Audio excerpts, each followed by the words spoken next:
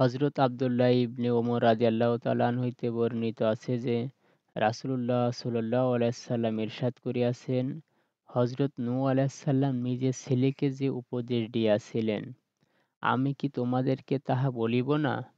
সাহাবা রাদিয়াল্লাহু তাআলা আনহু আরজ করিলেন, অবশ্যই বলুন।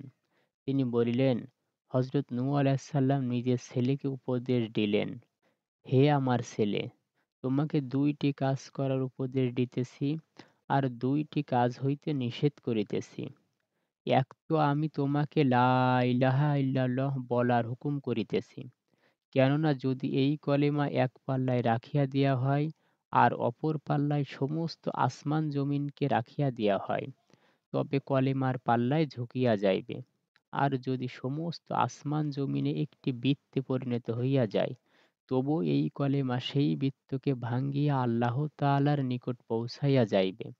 দ্বিতীয় জিনিস যাহার হুকুম করিতেছি, তাহা এই যে, সুবহানাল্লাহিল আযীমি ওয়া বিহামদিহি পড়া, কেননা ইহা সমস্ত সৃষ্টির ইবাদত এবং ইহার বরকতে সমস্ত সৃষ্টিকে রিজিক দেয়া হয়।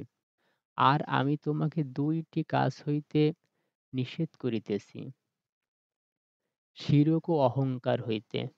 কেননা এই ২ টি গুনাহ বান্দাকে আল্লাহ তাআলা হইতে দূরে সরাইয়া দেয়।